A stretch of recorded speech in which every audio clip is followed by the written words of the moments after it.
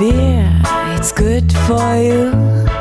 Hello and welcome to the video. Within this video I'll be running through a little history when it comes to Christmas beer and also various examples of Christmas beer recipes that you can choose from. This is a selection of existing and new recipes that are from different areas of the world. In terms of history, yearly celebration beer actually predates Christmas as part of pagan celebration. It is known that such beers would have been of the stronger variety or would have used special ingredients as a treat. Once Christianity became commonplace, then the style of beer chosen for Christmas would actually vary according to location. So let's look further at this now. Let's start with the UK, where there is no actual acknowledged Christmas beer style. However, winter warmers as they are known are members of the Old Ale family and have a long history of being popular during the festive season. British commercial examples include Theakston Old Peculiar, Fuller's Vintage Ale and Robinson's Old Tom. Old Ale has also spread into other countries like the US, for example, where the Founders Brewing Company have Old Commercian as just one example. Back in August 2016, in the very early days of this channel, I shared a hybrid of this style which is shown on screen now in an improved twigged form. You will note that I'm using various Christmas spices here, which is actually a Norwegian influence that works very nicely in making this taste extra special and festive. The grain bill here is also very special, with lots of great flavours coming from the various specialty grains. The Dark Crystal along with the Caramunich will add in different types of malty sweetness with a roasty edge that will be complemented by the Carafa chocolate malts, coffee and chocolate flavours. The Biscuit malt will draw on these flavours, adding complexity along with toasty and bready flavours along the way. You will also note a small amount of Torrified wheat which is added for head retention. This grain bill also provides some fantastic aromas that naturally build onto the taste with a further perception of caramel, chocolate, coffee and biscuit. Whereas the Fuggle's hops used in the later stages of this brew will bring in delicate earthy and floral taste and aroma. If you cannot obtain Fuggles, then East Kent Goldings are a perfect substitute. The listed Fermentis yeast here will add in its own fruity and floral flavours also in keeping with the British style, but this could be subbed for something else British or indeed something like Voss or Framgarden Kveik if you are in a hurry to have this ready. If you use regular yeast, then I would suggest a conditioning time for this one of around 2 to 3 months minimum.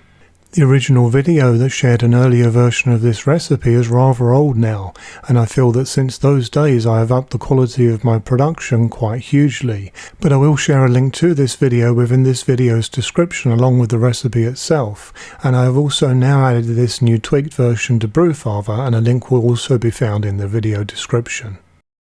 Countries in Scandinavia like Norway, where I live these days, take the whole Christmas beer concept much further than most. Within these nations there is a tradition for Christmas beer that dates back an incredibly long time into history.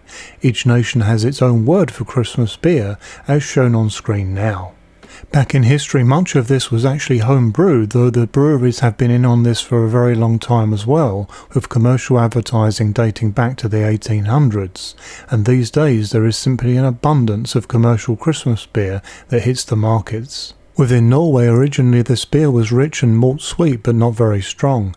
This tradition has taken various turns in terms of strength, but these days the most common varieties from commercial breweries are German Bock or Double Bocks, many of which are actually spiced in a similar way to my hybrid winter warmer that I shared earlier, but naturally with the backing of a Bock recipe, an example of which I am sharing on screen now, which I have never shared before. With this recipe you can expect a rich and toasty beer with hints of caramel just like expected from a regular Bock, along with that smoothness that is characteristic to the style, with the spice flavours that follow on from that in the background. Do not worry if you're not a Bock fan, the spices give this style a lift for many, and this becomes something much more interesting. Before we leave Norway, I really must mention an old school Norwegian method of brewing that simply gives amazing results without the need of a main boil. This presents a very fast way of brewing that gives a very tasty and good flavour to the beer. I released a hybrid recipe of this type just last year, which I will also link into the description of this video. The video goes through the entire method with a great Christmas beer recipe that actually involves a small boil on your stove that you can do while the mash is in progress, so that you can balance the beer with hops. I really do like blending old brewing with new in this way, and you can be sure that this works very nicely. Not only is this a very fast way to brew, but if you use Norwegian Kveik yeast, then you can have this fermented and ready to drink in super record fast time too. Done in this way, you will have a great Christmas beer in time for the festive season, even if you brew it in December.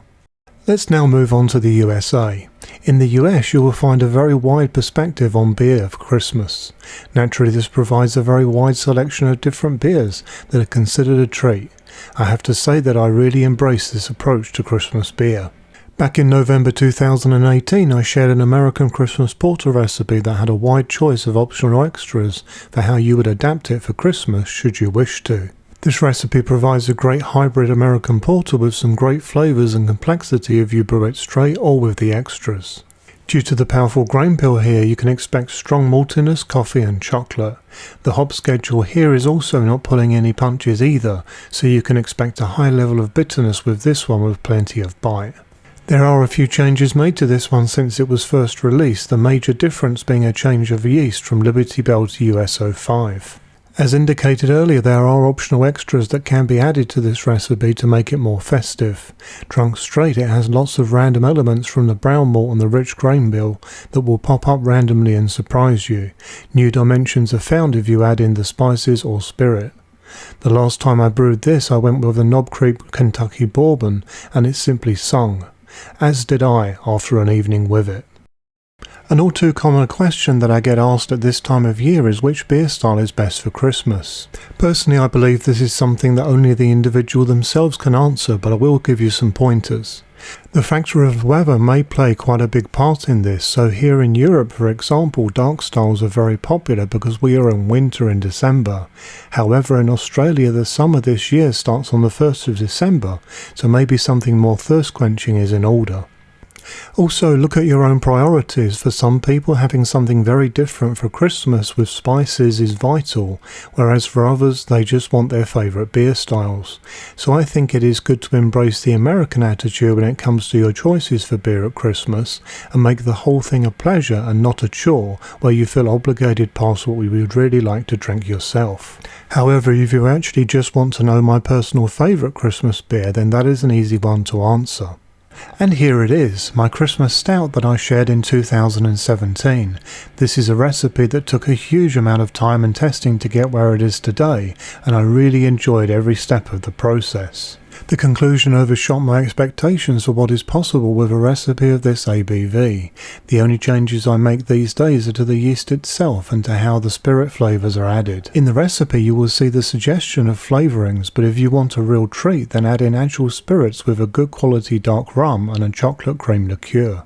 These can be added directly to your keg or to the glass afterwards to taste. I feel the best results and fun can be had with the glass method personally, but as always make your own choices.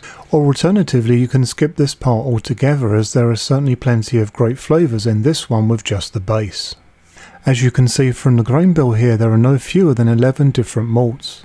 The finished beer is actually tasting like something that is far stronger than it really is, which is really part of the magic behind this grain bill.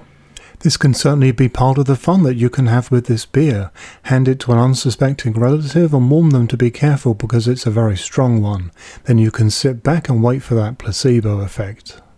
If you are not British, then perhaps you should be warned that we can have a very twisted sense of humour, or perhaps this warning came a little late. Unlike many stouts, people that usually do not like dark beers tend to like this, and find it easy to drink more than 1 or 2 glasses of it because it's actually surprisingly light. The aroma of this beer is best described as sweet malty chocolate. The main flavours present are chocolate, coffee, dark fruit, rum and cream, but equally there is also a great deal going on in the background that varies as you go down the glass. I do hope that you have found this guide interesting and useful. Let's face it, generally most brewers only start thinking about Christmas beers late in the year, but this is certainly a very grand type of beer that really deserves much more attention and focus. If you are part of this channel's Facebook group, then please do share any Christmas recipes that you have found great success with so that more people can benefit. After all, sharing is caring. If you are not a member of the group, then use the link shown on screen to correct that if you feel so inclined.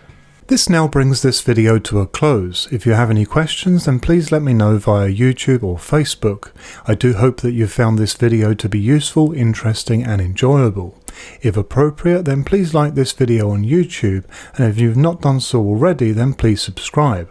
I regularly post new content. Happy brewing!